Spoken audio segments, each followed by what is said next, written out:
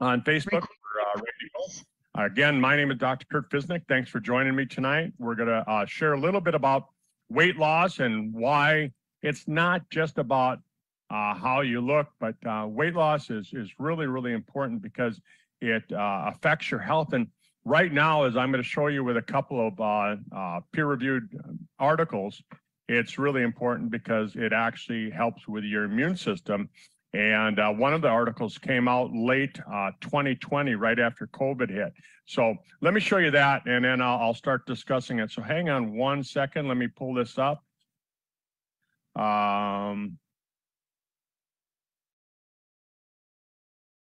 Okay. So this one is a article. It comes from the African Health Sciences. And this is June of 2020. And basically, you can read that there. It says weight reduction improves immune system and inflammatory cytokines in obese asthmatic patients. And you remember, if you go back 3 years ago, what were we talking about? About 3 years and 2 months ago, or, 3 years and 10 months ago, 2 years and 10 months ago, we were talking about these cytokine storm. Remember that? Cytokine storm. Most people had never heard of cytokine storm. They were thinking that, what kind of weather is blowing in, but cytokine storm, that's when you have this inflammation, your body just can't handle the inflammation. It starts just going crazy, and then your immune system starts to react. And people were getting really sick, and they were ending up in the hospital. And so one of the things that, I talked about early on was using elderberry, which is found in our Influence product, and then Glycertin, which is also found in Influence. It's found in the Stemolytic product as well. And, I've got both those products right here. Here's my Stemolytic. I don't know if you can see that. And then I've got my Influence right here, right? I have both these products sitting right here at my desk. And, because I take them. I mean, I don't just talk about this stuff, I take them. But you can see that the objective of this study was the target of the study was to assess the impact of weight reduction on the immunological and systemic inflammatory markers in obese asthma patients. And think about asthma. You don't have to have asthma, but think about what asthma is. It's a lung condition. And what are we talking about when we talk about COVID? We're talking about lung problems, right? We're talking about cardiovascular problems, people not being able to breathe. And so the study found that you can go to the conclusion there. And it says weight reduction improved the immunological and systemic inflammatory markers, right? So again, look at the date of the study, June of 2020. So this was just a couple months after COVID had hit. So you can go look that study up if you want. It's on PubMed. So let me stop this share, and then I'm going to start a different one. Let's see, over here. And no, that's not the one. All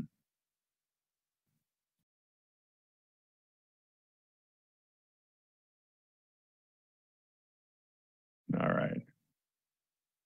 There it is. Okay. So this one is another article on weight loss. And if you look at the date of this one, this is Frontiers in Nutrition. Frontiers in Nutrition. And it's dated November 2020. November of 2020. So again, think about the date. This is the first year. This is about a year after they started noticing people that were getting sick, because the whole thing started in China late in 2019. And a year later, they're coming out with this article that says the impact of obesity and lifestyle on the immune system and susceptibility to infections such as COVID-19. So this one goes right after the disease that we're talking about. Look at where this is. This is a study that comes out of the Netherlands, right? Department of Cardiology, Leiden University Medical Center, Leiden, Netherlands, Department of Endocrinology, Leiden University Medical Center, Department of Health Sciences, the VU Medical Center, Amsterdam, Netherlands, Department of Immunology, University Medical Center in the Netherlands, right? The Division of Clinical Immunology, University Medical Center, Division of Endocrinology, University Medical Center, the Obesity Center at the University Medical Center in the Netherlands. So, you know, these aren't studies that are just being put out by somebody who's trying to sell you a vitamin, folks. I mean, that's the whole thing. People say, oh, you're just trying to, you know, come up with ways to sell your vitamins, to sell your nutritional products. And, you know, and so I just wanted to point out that I didn't write these articles, and you don't have to search hard to find them. And it says COVID-19 is a global challenge to healthcare. Obesity is common in patients with COVID-19. Well, back then it was. It seemed like the older people, the heavier people, and it seemed to aggravate the disease prognosis, right, in this review. So they noticed this, you know, not even a year after the pandemic started. They explored the link between obesity, chronic disease, lifestyle factors, the immune system, and propose sociologically interventions to enhance global immunity, right? But what have we really noticed in the last, you know, 3 years, 2 years after this article was written, is that we still aren't putting a lot of emphasis on building the immune system. Not here in the United States, anyhow. I don't know about the rest of the world, but you know, we're not seeing a lot of articles coming out and with people telling us how to improve the immune system. We're not seeing a lot of articles coming out with saying, hey, you know, guys, take some of this and this and this to boost your immune system. We're not seeing a lot of articles coming out and saying, hey, let's get everybody to lose 10 or 20 pounds and that'll improve the outcome, right? So the results of this study, the relationship between obesity and unfavorable COVID-19 prognosis is discussed in light of the impact of chronic disease and lifestyle on the immune system. Chronic disease and lifestyle in the immune system. Several modifiable lifestyle factors render us susceptible to viral infections. Oh, really? And so we make a case for fostering a healthy lifestyle on a global scale.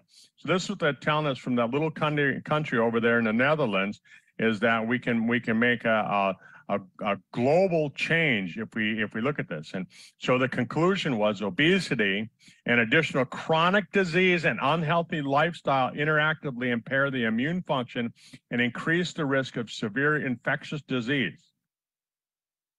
Think about that. Obesity and additional chronic disease and unhealthy lifestyle interactively impair the immune function and increase the risk of severe infectious disease. So adverse metabolic and endocrine conditions, the immune system is geared toward inflammation. What does that mean? Well, let me explain it to you. Basically, if we go back to the beginning of man, humans, if you go back to before the caveman days, you know, sure, you could get eaten by a saber-toothed tiger, you could get run over by a woolly mammoth and things like that. But what about for those guys that cut themselves and got an infection? We didn't have any antibiotics. We didn't know how to treat that. We didn't even know, well, we didn't have Band-Aids. We couldn't cover it up, any of those things. So what ended up happening is a lot of these cavemen, you know, a lot of these cave women, they ended up getting an infection, and the infection killed them. Well, the immune system was designed such that when you got a cut, when you got an infection, what it would do is it would cause some inflammation around that area, which would cause the body to react and send different kinds of immune antibodies, I guess, and other types of immune properties to that area, and it would try to heal it up. Well, we've advanced, you know, a lot of the things that we do, but our body still reacts like we're a caveman. And so that's why we see the immune system doing what it does. So what they say here is that let's get rid of that chronic inflammation. You've heard me talk about it. Is that right now there's studies that have come out, and they say that the trend is that we have most people have a high ratio of omega-6 to omega-3. Omega-6 and omega-3 are the different types of fats. So we need some omega-6 because we do need some of that inflammatory factor in case we do get sick. But right now, they're saying the ratio is somewhere like 24 to 1, and it should be close to, they're saying that if it was close to 4 to 1, it would be good. That would be, so for every 4 omega-6 molecules we have in our blood, we should have 1 omega-3. And right now it's close to 24 to 1. So they say that, modifiable risk factors for obesity and chronic disease on a global scale will increase the resistances to viruses like SARS-CoV-2. And you can read through this article, and it talks about the different results and how they did the study and how they excluded people that were smokers and things like that. I read through the study, and I thought they did a good job, because sometimes, they won't exclude anybody. Sometimes they include everybody, but then you don't get a really good study. But this one was pretty good.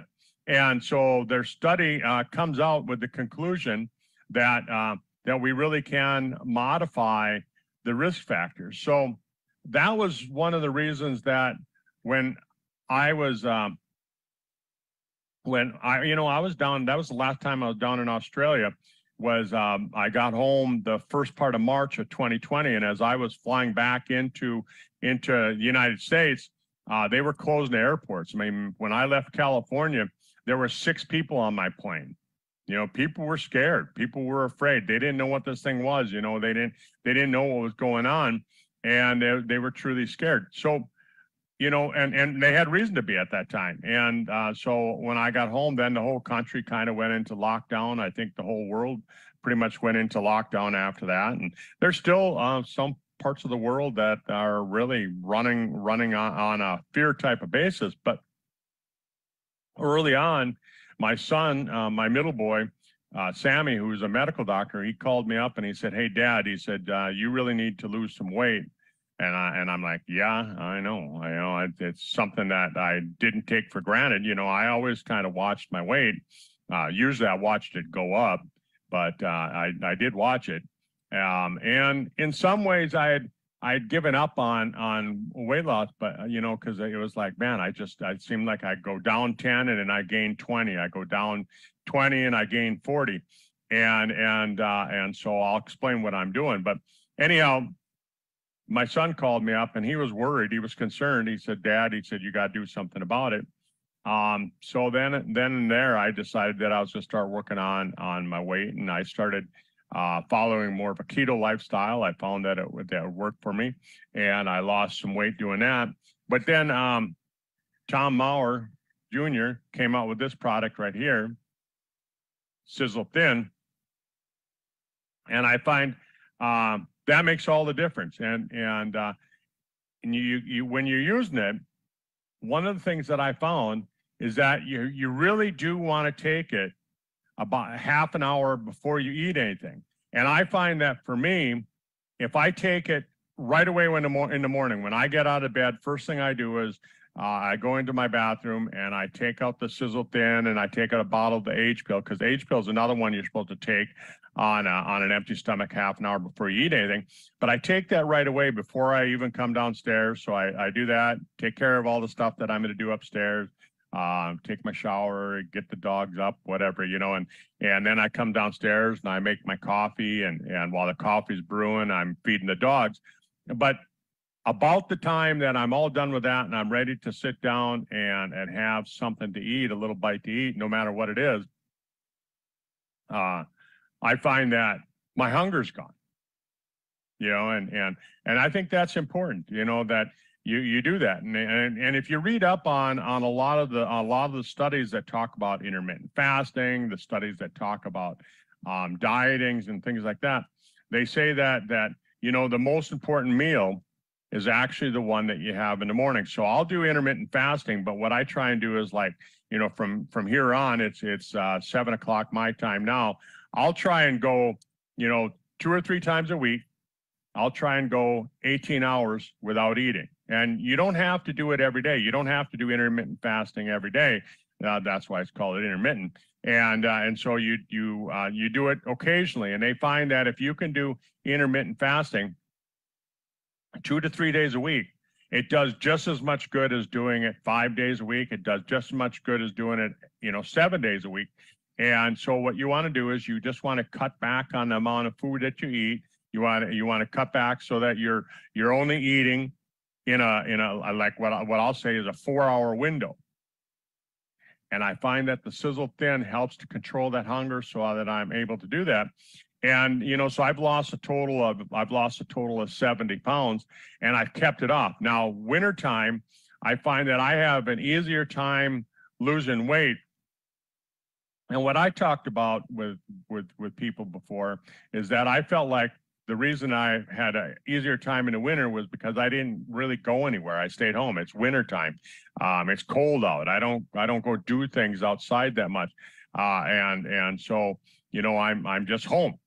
So I found that I can control what I'm doing, who I'm hanging with, and I'm able to control the amount of meals, the amount of food that I'm exposed to, which reduces the amount of calories that I eat. And but so this new product that Tom Jr. came out with called Turn and Burn. Again, that's not a new dance craze. It's not called the Turn and Burn dance. You know, you're not going to see it out in the dance floor. What it is, it's a product that the turn part is that it turns the white fat into brown fat. And white fat is your storage fat. It's the fat you make from eating too much sugars. It's the fat that your body makes. Remember I was saying that I used to lose 10 pounds and I'd gain 20? Well, I used to follow these starvation type diets. I'd reduce my calories to a very low calorie diet.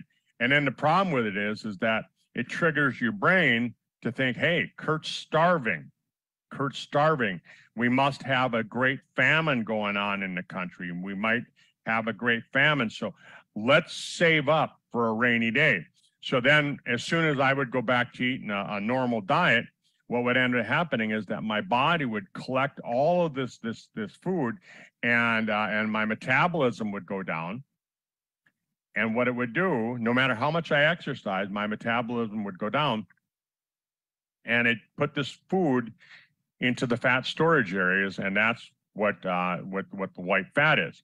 And white fat doesn't have a lot of good vascularization. It doesn't have blood vessels. It also doesn't have a lot of nerves in it, anything like that.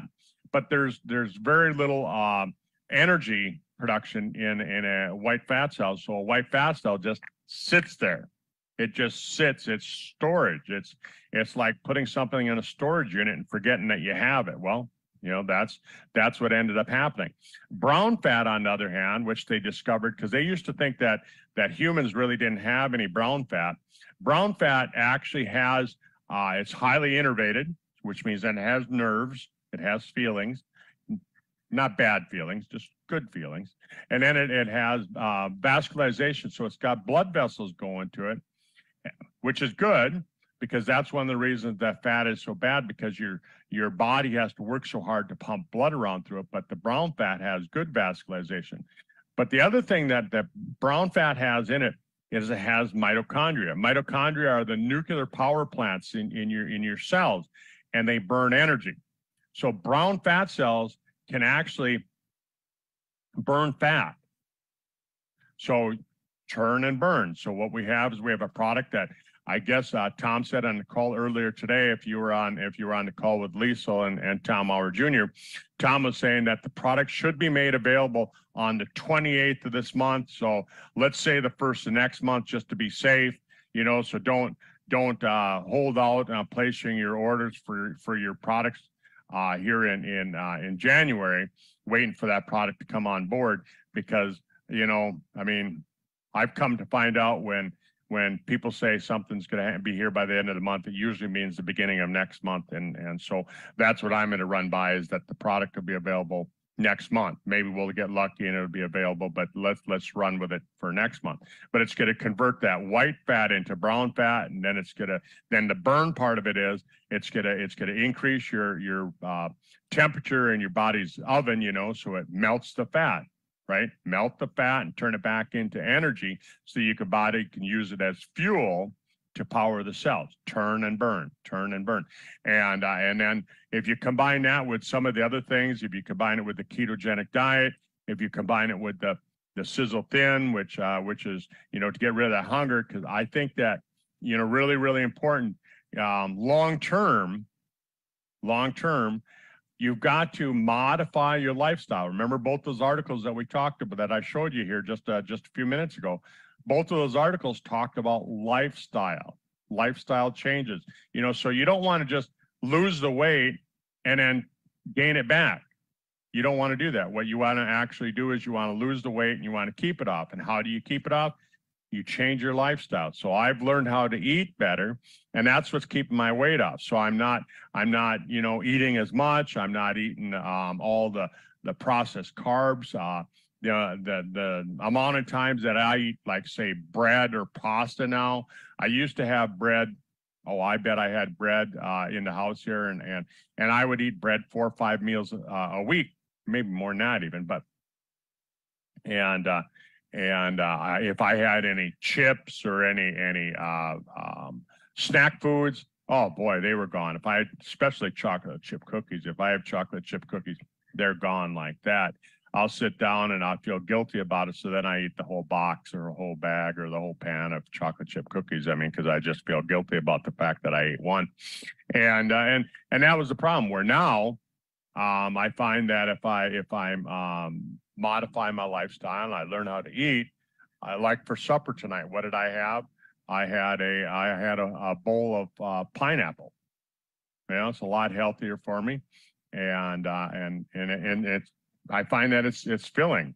I still eat a really good breakfast, and then, like I said, I do intermittent fasting 2 to 3 times a week. But again, the idea is that you're not just doing it so you can look in the mirror and go, oh, I lost some weight, look at me. No, you're doing it because the goal is, hopefully the reason that you're buying Sizzle products is that you want to be healthier and you want to live longer. I mean, my goal is I want to live to be 110.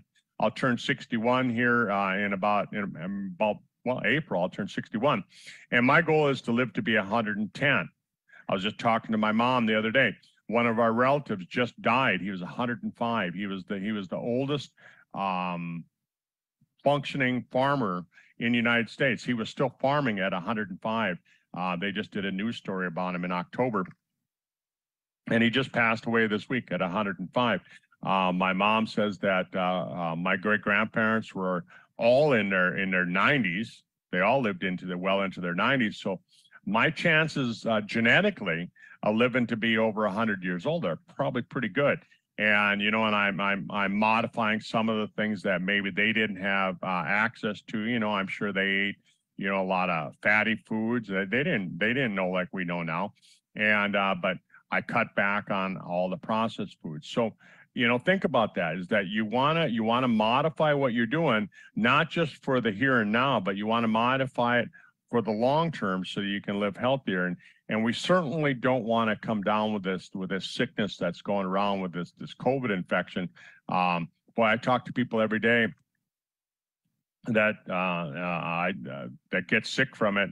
And they're sick for some of them. I was just talking to my cousin, and he said that he's still noticing that he hasn't got his sense of taste back. And another person I was talking to saying that his wife has a chronic cough that she's had for 2 years now. Can't seem to get rid of it. Can't throw it after getting this COVID infection. So, for what it's worth, you want to boost that immune system so you don't get this thing. And I don't think this is the last virus that we're going to see going around like this. I think that, that we've stirred something up in the world as far as like these viruses, and by using all the antibiotics and the processed foods and things like that. we've changed the world a little bit. And I think the focus should be on is not so much what can medicine do for you. I mean, I'm not your doctor. If you feel sick, I advise you go seek medical attention from your healthcare provider. But at the same time, what I'm saying is that, you know, we got to look at the nutrition. Linus Pauling, who received 2 Nobel Prizes, look really hard at your own body. He said that chances are you've got some chronic vitamin and mineral deficiencies that you need to take care of. Look at that kinds of things. And that's what we have when we look at our different, you know, sizzle products that we have, is we have a way to modify that. So folks, thanks for being with me tonight. And, you know, I'll get this video sent out to everyone probably in the morning, maybe later tonight, as soon as it processes on YouTube.